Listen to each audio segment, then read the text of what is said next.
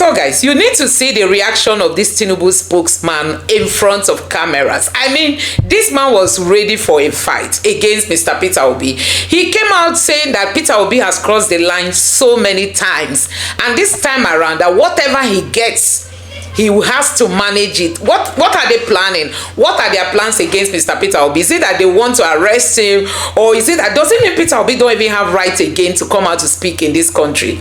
I mean, he came out to tell the government of the day to start working and stop traveling, saying that Nigerians are going through a lot. What is it that Peter Obi said that these people are struggling with?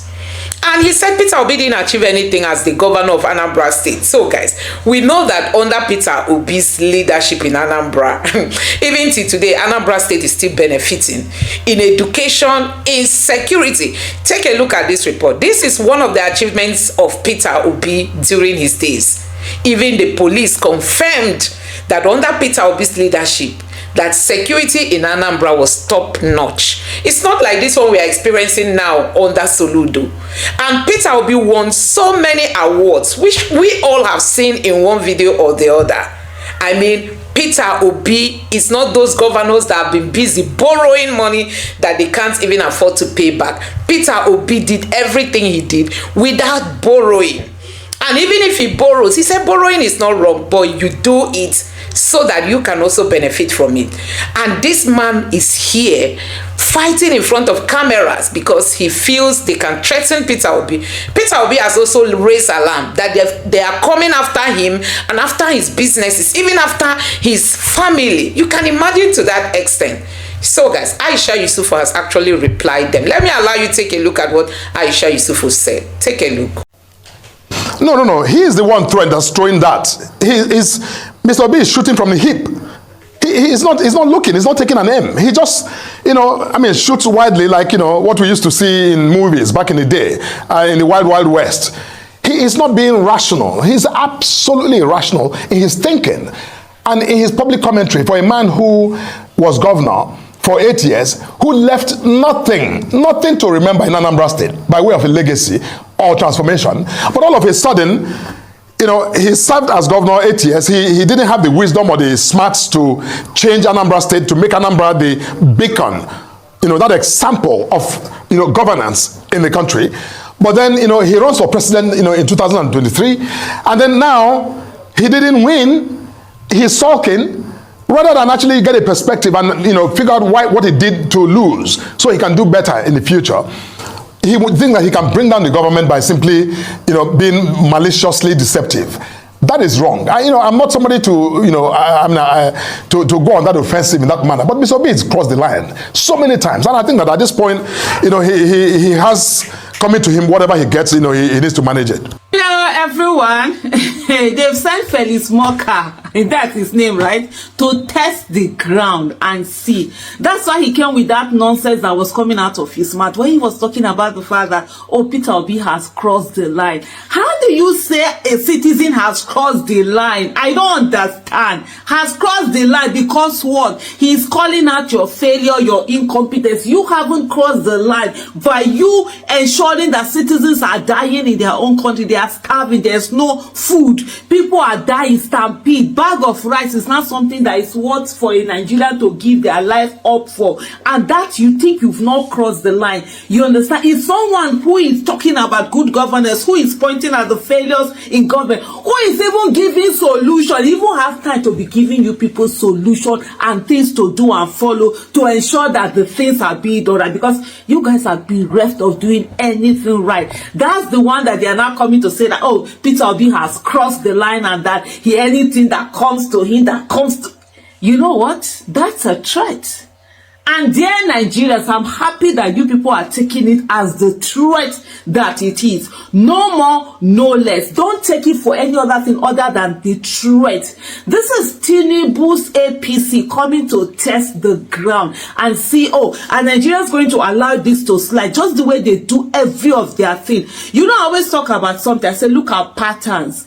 Patterns are things you always look out for. This is what they do. They bring one thing. It seems as if it's nothing. They're testing testing the ground, just like what they did with the national anthem thing, to test how they can pass laws and do all sorts of nonsense. And so they think that, oh, let them see Peter Obi, if they do something to him, will Nigerians do anything or whatever? First of all, put it in saying, but I'm glad Nigerians are actually answering them in the language that they understand. Let me just first of all show you one of those that are putting an answer. Peter Obi resemble Dele Faro to me for now. This fairly small KPC publicity secretary, you know the fear. Bila are not really rate us until that day come. We'll come no get Nigeria, whether na us have been our now. You know, I'm not somebody to, you know, to go on that offensive in that manner. But Mr. Obi has crossed the line so many times. And I think that at this point, you know, he has coming to him whatever he gets, you know, he needs to manage it. Hey, black man, when they talk, say Peter Obi has crossed the line. Peter Obi has crossed the line because he's reminding government their duty. He's reminding you crooks that people are dying of hunger. That means the land when Peter Obi don't cross now when they pepper on our body. Una body of peace. He never start to pepper una. He has crossed the line. You will manage him. The devil will manage you. You will manage you. You are trusting Peter Obi. I dare you people. We dare all of you for it. There anything happens to that man here. That military, that police are going to take us. See, we dare you. We triple dare you people. Let anything happen to Peter Obi. Then one of you black shirts lost. Hey, shoot cause you are not supposed to cause. You people will answer to us. You will answer. See, you will answer to Nigerians. I'm not on the let her talk. You are seeing my face. You are seeing our faces. We will ask you. You go answer. See the worry now. Or good they kill now. Are you people mad? Look at how people are dying from stampede because of hunger. But no, Peter Obi is your problem. This guy came outside now. Police slap at here. They bleed.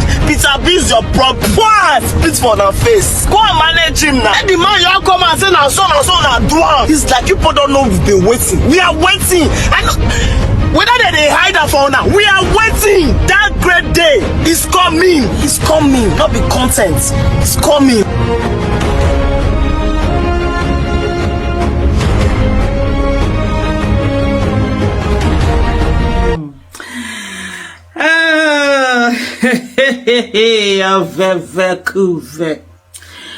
Another person here, Iruefi, he wrote his own, an episode. And so he was in response to that video of Fairly Smoker, you understand, talking about the fact that Peter Obi has crossed the line so many times.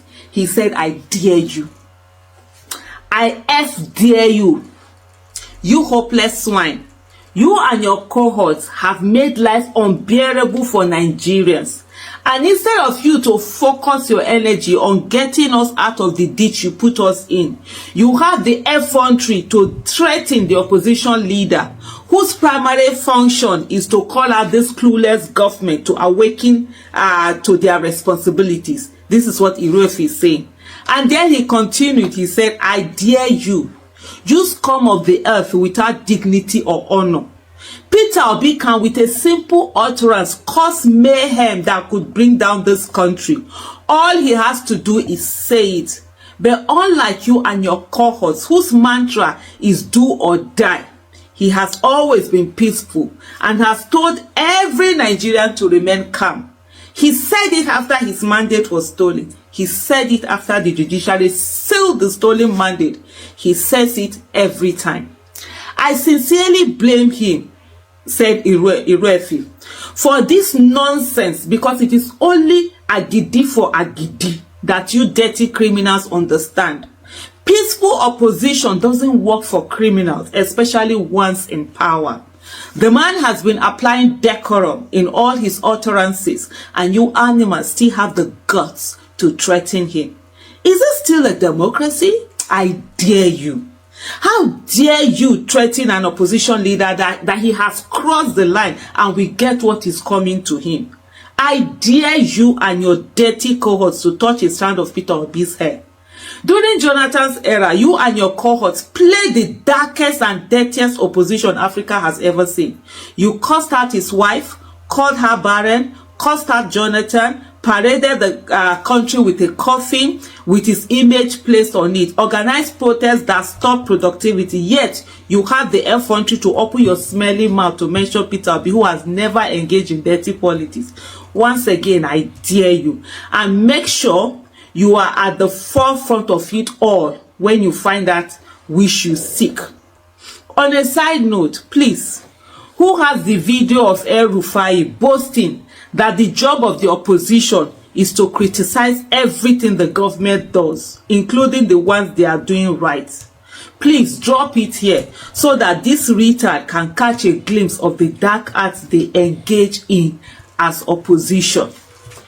Nigerians are angry. Nigerians are angry. People are already angry with the suffering. Tinubu wants to test the ground. No wahala, keep testing. But by the way, we'll end here and see the video of El-Rufai when they were in opposition. The job is to look at even good things that they are doing and say they are not doing it well. That is the job of opposition. So we have no apologies for pointing out to Nigerians that this government is incompetent and has failed to provide security. If you say we are politicizing it, fix the problem so that we can't politicize it. Okay? Are we politicizing breathing of air? Every Nigerian can breathe air. We can't politicize it because there is no problem there. But if you fail to supply petroleum products and we say you are failing, you say we are politicizing it. Fix the problem so that we don't politicize it. If you say that there is terrorism, we are politicizing it, eliminate terrorism. 5 years ago, nobody is talking about terrorism in Nigeria. Under Jonathan, it has become an industry. And we should not take advantage of their failings so that we secure the votes of Nigerians in the next elections. There must be something wrong with them. We have made suggestions to the government on how to improve security. They have ignored it. They have set up 5 different committees that have given them recommendations how to address this problem of terrorism in the last 3 years. They have not implemented one.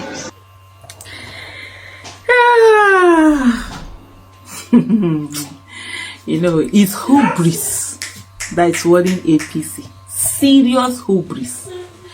But I will end this here.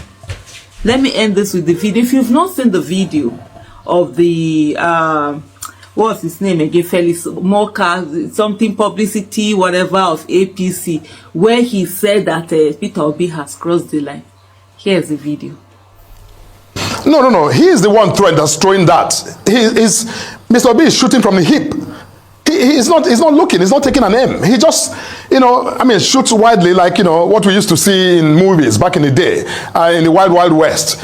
He is not being rational. He's absolutely irrational in his thinking and in his public commentary for a man who was governor for 8 years, who left nothing to remember in Anambra State by way of a legacy or transformation. But all of a sudden, he served as governor 8 years. He didn't have the wisdom or the smarts to change Anambra State, to make Anambra the beacon, that example of, governance in the country. But then, he runs for president, in 2023. And then now, he didn't win. He's sulking. Rather than actually get a perspective and figure out what he did to lose so he can do better in the future, he would think that he can bring down the government by simply being maliciously deceptive.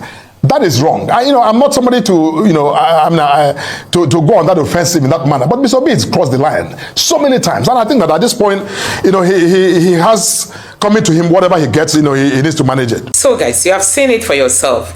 This is what we keep saying about the APC. These are people who have destroyed this nation. The APC doesn't even has that power to come out to begin to talk. The APC don't have that effrontery to come out and talk against people like Peter Obi. The APC cannot stand Peter Obi in any way. But look at what they think they are helping this country, but they are not. Tell me what this government has achieved. Tell me, is there any rationale in comparing the Tinubu's government with Peter Obi even at state level? What Peter Obi has achieved in this country does not have part 2. So guys, let me know what you think about this in the comment section below. Please don't forget to subscribe to the channel, turn on the notification bell. Please give this video a like so that YouTube can recommend it to others. And drop your thoughts in the comment section below. Thank you.